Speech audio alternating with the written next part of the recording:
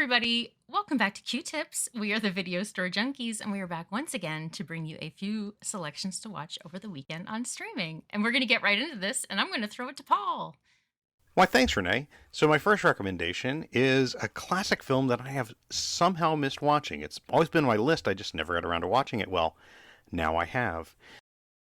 Back in the early 60s, Roger Corman did what he called his Poe cycle, which was a series of horror films that were based on, very loosely based on Edgar Allan Poe stories. Often he just kept the title and maybe a title of a character or two. Every once in a while he kept the plot. Uh, and so this one, well, just is was based on a poem, so there really wasn't much there, though there is some connection. It's The Raven, starring Vincent Price, Peter Lorre, Boris Karloff, Hazel Court, and a very young Jack Nicholson. And it was written by Richard Matheson, the great Richard Matheson. And shortly before that, Richard Matheson and Roger Corman had done Poe's Tales of Terror, which was an anthology that had one sequence that had Peter Lorre and Vincent Price, and it was a comedy. And they said it would be fun if we did an entire film like that. And that's what The Raven is. It's a horror comedy. It's very goofy. And you have Peter Lorre and Vincent Price and Boris Karloff playing wizards in, I think, like the 1500s, and it's a wizard's duel. And there's some connection there because Hazel Court is the not so lost Lenore, and she is so wonderful in this. She is just, well, it's a little bit of a spoiler, but she's delightfully wicked in this. It's great. And I think the one who they all seem to be having a good time. The one especially who has the most fun, though, is Peter Lorre. Apparently, he improvised a lot of his lines, which kind of threw off Karloff a bit, but was seriously fun. It's just goofy. It's silly. I mean, it starts off with Peter Lorre, who had been turned into a raven by Boris Karloff, trying to and he tries to tell Vincent Price how to change him back, and various and sundry things happen. Just super fun. Oh, where can I watch this, Paul? Why, good question. You can watch it either on Amazon Prime or where else? But Tubi. Highly recommend it. Super fun stuff. Really, really enjoyable. So that's The Raven. And speaking of wizards, I'll pass this to Bill Mulligan. Why, thank you. So I've got a couple of movies that I'm not entirely sure, but I'm pretty sure they have the same twist ending, which I'm going to spoil. But they're both from like 1958, 1962. So, I mean, if you haven't seen them by now, I don't know what to tell you. 1958, Roger Corman's really low budget movie, Teenage Caveman, which is a stupid-ass title, and even Roger Corman wasn't too happy about that. He had some fancy schmancy thing. And Teenage Caveman is about a bunch of cavemen back in the day, and Robert Vaughn, who looks like he's about 37 years old, he was 26. The important thing is he was in no way, shape, or form a teenager at this point, plays a teenage caveman. And these folks, this is a rough life. They're living a tough life there. There's not a whole lot to hunt. There's things that try to eat them. And right across the river is this beautiful place where there's like deer and antelope playing and just waiting, melons dripping from the trees, just waiting to be plucked. But their religion, their law says they cannot cross the river, for therein lies death, and the monster that deals death with but a touch.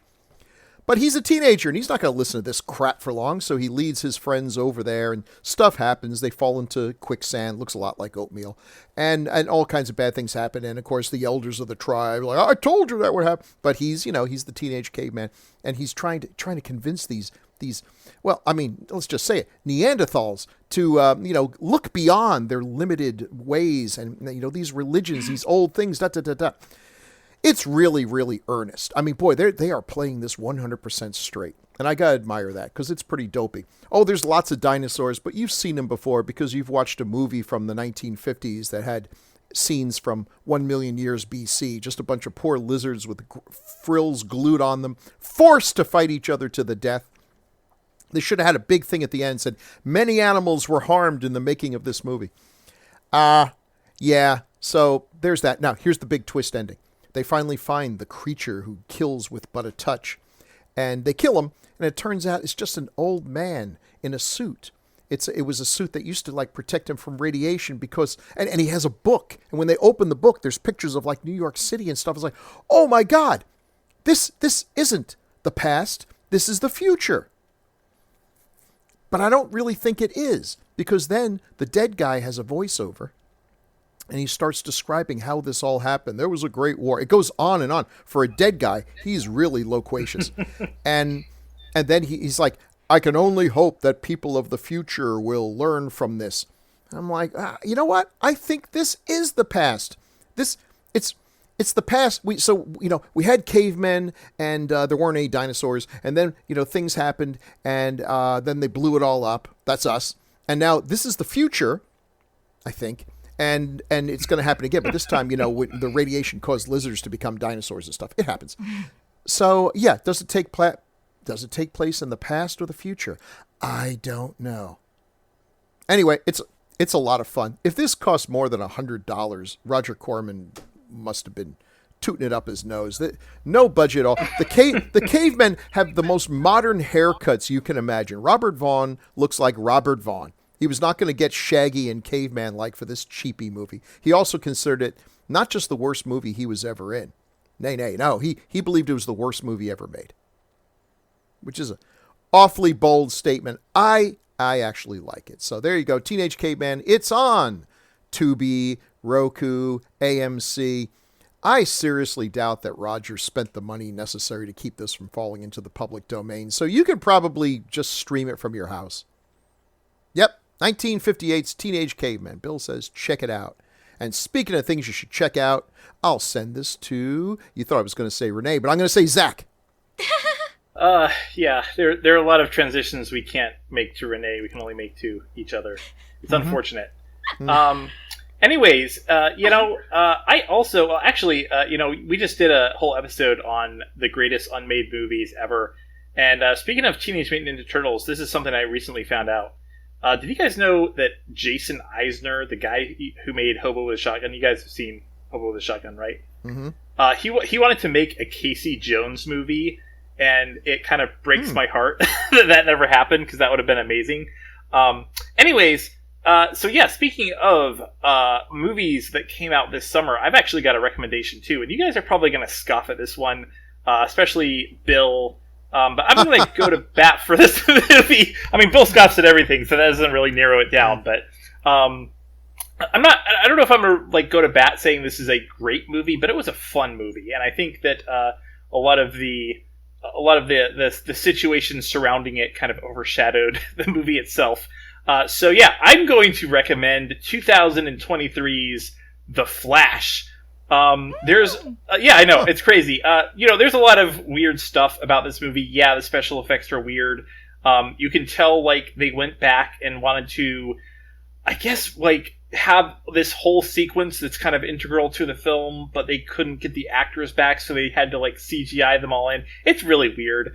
But it's also, like I said, it's just a fun movie. Most importantly, you can tell that Michael Keaton is having a lot of fun in this movie, and it's really fun to watch him. You can tell that he's really happy to just be putting the old bat suit back on. That's great. The leading actor in this film, there's obviously some unpleasantness surrounding them. Sure, whatever. So I don't know. I thought it was fun. I thought it was actually a pretty well movie. You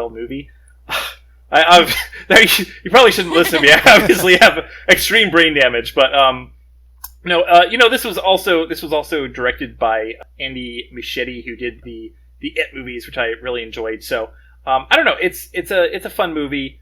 I don't know what else to say about it. Even if you haven't really watched any of these other movies, if you're not necessarily a huge fan of superhero films, I think it's still worth checking out. I will also say, I'm sure everything's been spoiled by this point, but there are a couple little Easter eggs and cameos in here that were not spoiled for me until I watched the movie, and they're actually really great. Also, I will say, it's worth just watching just to see Michael Shannon back as General Zod, because I think he makes a friggin' amazing villain, and I wish we had gotten more of him in some of these movies. So, yeah, I'm recommending The Flash. That's it. I'm doing it. You say what you will. It's on Max, and check it out. And speaking of great villains, I will pass it over to Renee. Well, thank you very much. I will say I do love Michael Keaton. Might be worth it for that. And Michael Shannon. That would be pretty great. So I could probably overlook. Watch it for the Michaels. That's what I think. Yes, there you go. I like it. So, a couple weeks ago, I recommended The Meg. And you guys might be thinking to yourself, wow, that movie was wild. It's like the Fast and the Furious of shark movies. And I love it so much, I can't wait to watch another one. Uh-oh. Well, you're in luck because The Meg 2 is now on streaming. Yay. I know you're all super excited about it. Yeah, I saw it last night. So, our friend, Jason Statham, who is Jonas, also known as the star of the music video Run to the Sun by Erasure. Jonas he's hanging out, things are going well, they're doing all these environmental studies, and things are just going really well.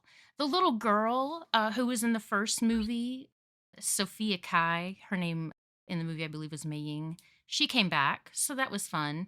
A few other people came back, but not all of them.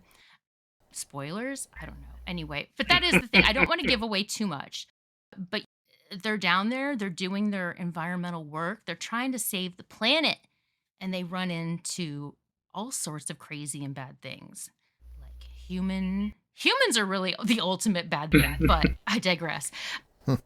You know that Jason Statham, he is capable of doing just some amazing things, and he's just so talented. And so this is The Meg 2.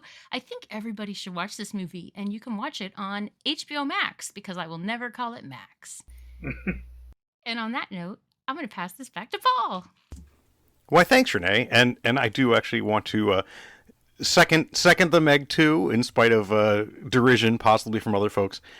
I thought it was super fun, super stupid. I mean, I could feel my brain cells dying as I was watching it. It sort of felt like a combination of doing meth while simultaneously huffing paint and drinking bleach, but in a good way. I loved it. So, but anyway, this one doesn't. My next film does not involve giant sharks or Jason Statham or drinking bleach or meth, but it does deal with teenagers, so that's kind of tangential. It's Teenage Mutant Ninja Turtles, Mutant Mayhem. So that came out this summer, and one of the writers was Seth Rogen, but it's actually a dare I say, wholesome film. It's super fun.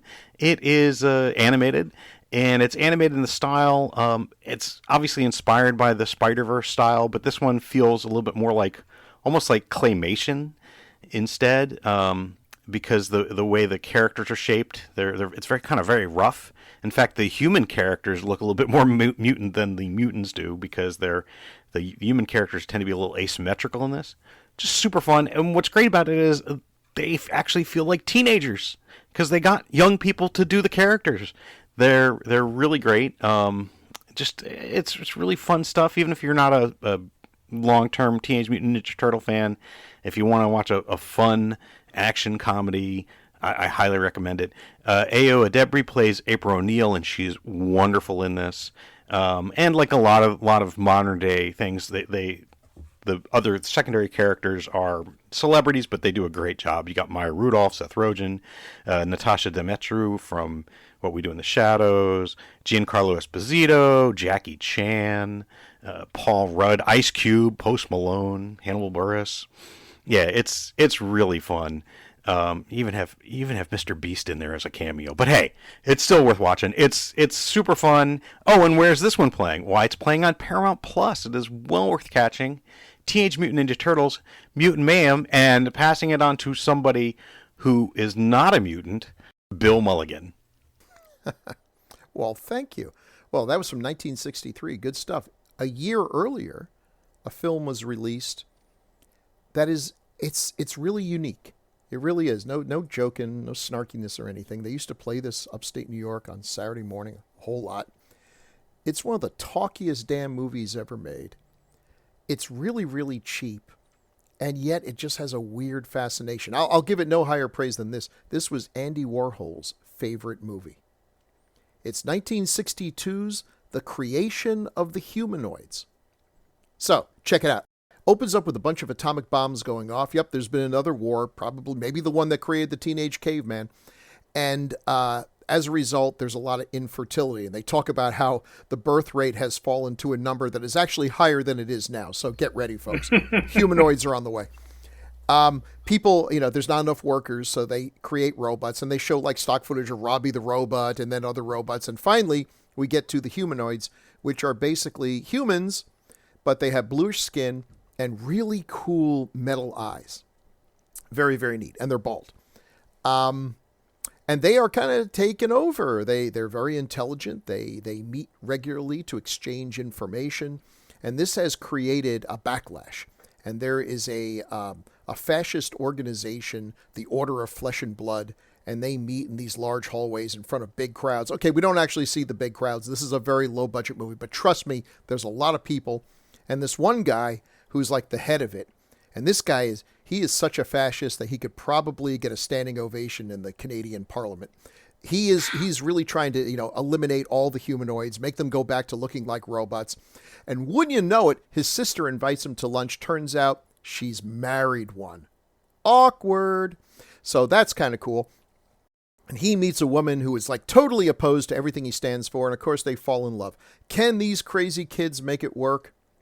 Stuff happens, but very slowly. I mean, this, like I said, this is a talky film. It's got a lot of philosophy. A lot of folks, they just didn't have the money for the action. But here's the thing. It's gorgeous.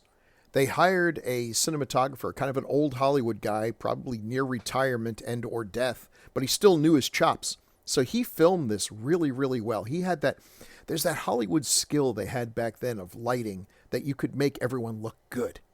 It just, and this is in color, and it's gorgeous color for a cheap ass movie. And when you look at the poster, it's like, man, this looks like it was made in someone's backyard.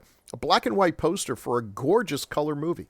Go figure. Also, and this was their big coup, they hired Frank Pierce to do the makeup. He's the guy who created the Frankenstein monster, the Karloff's Frankenstein monster, and did Dracula and Chaney's The Wolfman. This was the universal guy. This is the one who did all those great makeups. And for all this, he was rewarded by being unceremoniously fired in the 1950s. They just dumped him because, his old school techniques took too long. Sons of bitches. He came out of retirement and did this. He had those really cool, horrifying contact lenses that covered your entire eye. And must have been like a torture from the Spanish Inquisition, but they look really cool in this movie. Okay, so, spoiler alert. We get to the end. It turns out, and you start thinking, how many movies ripped off this film? Because you get near the ending, and guess what? Our fascist hero and his girlfriend are actually humanoids. Yes, they are the latest generation of humanoid robots that are so lifelike that they don't even know they're humanoids. They're basically like Blade Runner here. Yeah. But it gets better. He's like, well, and there's another step, and we want to experiment on you. We want to give you the operation that will actually allow you to be the first humanoids who can actually procreate. Huh? They can have little humanoids running around and growing up to be bigger humanoids, and they're like, yeah, that sounds like a great idea, and the movie's kind of swelling up, and then they totally break the fourth wall. The doctor who's been describing all this turns, looks at the camera, looks you straight in the eye, and says with a smirk, "Of course, the operation was a success, or you wouldn't be here." Oh my gosh! It was all set in the past. Damn! So Teenage Caveman was in the future and humanoids was in the past, or maybe not. I don't know. Who knows how many times this has happened? World without end. It's just an endless cycle of us blowing ourselves off and either having to fight dinosaurs or being turned into self-procreating robots. Pick your poison. Yeah, I saw that when I was like, 10 years old or something. I'm like, whoa. That really just blew my little mind. I miss shows like The Twilight Zone and everything where, every time it was a twist ending. And I was young enough at the time that I didn't realize that there's only like 4 twist endings. And you just have to cycle through them. I never saw it coming. It's like, oh man, they were on Earth the whole time. Yeah, okay. But yeah, Creation of the Humanoids, 1962. Where can you see this masterpiece? See if you agree with Who'd I say this is? Andy Warhol. Andy Warhol, yeah. I kept wanting to say Andy Dick, and I'm like, damn, I know that's not right. I definitely don't agree with Andy Dick about anything. No, that would not be a recommendation. It's on AMC. It's on Tubi, of course. It's on AMC. It's on Pluto, Shout, Plex. You could rent it from Amazon, but why in God's name would you do that when you can get it, perfectly good on Tubi? It looks great. So, anyway, Creation of the Humanoids, 1962. And speaking of someone who has almost achieved a lifelike sentience, I send this off to Zach. Hello, Bill Mulligan. So yeah, my second movie is a pick that it's one of those movies that I've heard people say great things about for many, many years, and I actually just recently watched it, and it's pretty enjoyable. I know people. I think there are some people who are like, this is like their favorite movie ever. I don't know if I'd go that far, but it was a fun movie. It's a bit of a mystery set in the 14th century. It's about a monk and his novice apprentice who are they go to this I guess it's like a secluded abbey, and people start dying, and the monk, who is I guess he's almost a precursor to almost a Sherlock Holmes type character, because he has great detective skills. So he starts trying to solve these murders. The monk is played by Sean Connery, and his apprentice is played by Christian Slater. The name of the movie is The Name of the Rose from 1986. It's based on a novel which I have not read, but I know people are also obsessed with the novel. It's one of those movies they just don't make anymore, probably with good reason, because I'm sure this would bomb at the box office if you made it today, but it's a really fun movie. Sean Connery's great, and obviously it's also got supporting roles by F. Murray Abraham, and a pretty early role by Ron Perlman. So check it out. It's fun. It's got mystery. It's got murder. It's got monks. It's got the 3 M's of great cinema. So this one is playing on Prime Video, the Roku channel, Hoopla, Tubi, and Plex. And I was going to say, speaking of someone who's taken a vow of chastity, but since I'm not passing over to Bill or Paul, wow. I will say, speaking of people with amazing detective skills, I will pass it over to Renee. Honestly, it would have... Well, never mind. It wouldn't have been the least accurate thing in the world. Anyway. So my next movie is directed by Bradley Parker. He also did another movie called The Chernobyl Diaries. I don't know if anybody's seen that. I think it's on Tubi, so you might not have, but... So that's one of those movies I'm actually not sure if I've seen it or not. Same. I've seen it a couple times on various streaming services, and every time I look at it, I'm like, did I see this? I just don't know. Because it's one of those movies like, Chernobyl, found footage, of course, like I'm in. Mm-hmm. But then I look at it and I think, did I already watch this? And inevitably, because I'm on my way to something else, and then I see it there, and it's like, and I never go back. Never. But it's always there, waiting. It is. Well, I don't know. I might watch it and recommend it next week, so I guess we'll find out. Or I'll not recommend it and we'll all know why. So...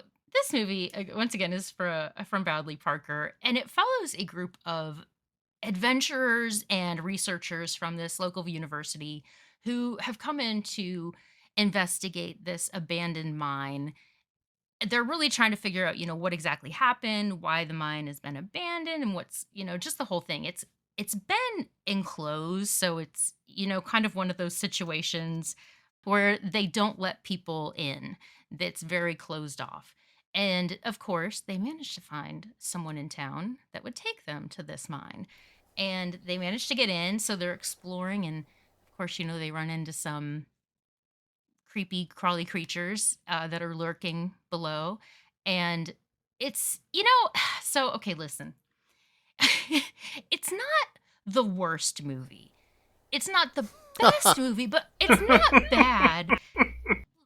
That's a poster quote if there ever was one. Oh, yeah. It's not the worst movie. I mean, and I'm making it sound probably worse than it is. There's some parts of it that are pretty good, and I feel like there's some components that really have some potential, but then there's some parts where it just doesn't quite work. And I think much like the Meg 2, there's always some scenes when you're just yelling at the screen. So there are some of those moments, but I'm going to recommend it anyway. And the movie is called The Devil Below. And of course, you can watch it on Tubi. It might be other places, but I got to be honest, I didn't look. Wow. Yeah. Good. And I always give you shit about not being dedicated, so I'm just projecting is really what it is. Fair enough. So I think that's all we have. Well, I'd like to just make one other suggestion. Yeah. Which if you listened last week or the week before last, probably you've already heard this, but if you didn't, I'd just like to suggest that you start watching all of the Friday the 13th movies, because if you're not already aware, there is a Friday the 13th this October, actually I guess a week after this episode goes live, and we will be airing an entire series. It's going to be a two-parter, but we're going to be talking about and ranking the entire Friday the 13th series. I know that they're all, like, the rights got weird after the part 8. I think a lot of them are on Max. I'm sure you can find a lot of the other ones, wherever. I don't know. I haven't really done the research on this. But yeah, check them out, and then join us starting Friday the 13th, October 13th, 2023, to see how our rankings match up to yours. I like it. I'm excited. Yeah. I'm more excited to talk about these movies than I was to watch most of them. So. Oh, Jesus. Is that not the truth? Always. But we're going to have a good time. It's going to be good. Oh, my gosh. So I think that's all we have, and I know we're kind of changing our outro, so does anybody have anything to freestyle rap, or do we just want to say goodnight? Please come back. Yeah, please come back. We promise not to sing anymore. There you go.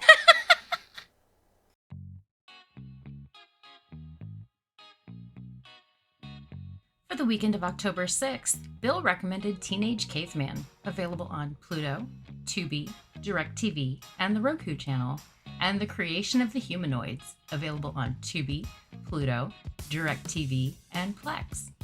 Paul recommended The Raven, available on Prime Video and Tubi, and Teenage Mutant Ninja Turtles Mutant Mayhem, available on Paramount+. I recommended The Devil Below on Tubi, and The Meg 2 on HBO Max. Zachary recommended The Name of the Rose, available on Prime Video, Tubi, Hoopla, and Plex, and The Flash, available on HBO Max. Okay, so Friday, we'll do Friday the 13th. That makes sense. Yep. And I have everyone's rankings except for one person. You know who you are. I'm not going to name names. Damn, I can't I'm believe just Paul kidding. didn't get you his rankings Yeah, I know. yet. That's wow, crazy. shame on him. Jeez. But look, Yeah. I some of us haven't even finished watching all the movies again, so. You know, Zach, this is one of those series where you could fake it and no one would be the wiser. You're not wrong. Was this the one where Jason kills a bunch of teenage people? Yeah? Uh-huh. Isn't this the one with the flimsy plot and the... No. Yeah, it's the one with the fake ending. No. Isn't this the one with the final in the title and it's not actually the final movie? No. When I'm watching movies for this, like, I feel like I have to be 100% focused 100% of the time, you know, so I can take good notes and make good comments. But man, I am struggling with some of these. Yeah, it was like I thought I had only watched like maybe 5 of them, and then realized I had watched like 8 of them. I was like, where did they go? Yeah, these are really meant to be consumed in bite-sized chunks once a year. Like Yeah. you know, once a year you think you get that idea in your head. You know what I could really go for? A bucket of KFC, Kentucky Fried Chicken, that big old greasy bucket. And then you get it, and by the end of the night, you're disgusted with yourself. You're feeling ill, and your arteries are screaming, and you're like, oh, that's right, this is awful. This is absolutely awful.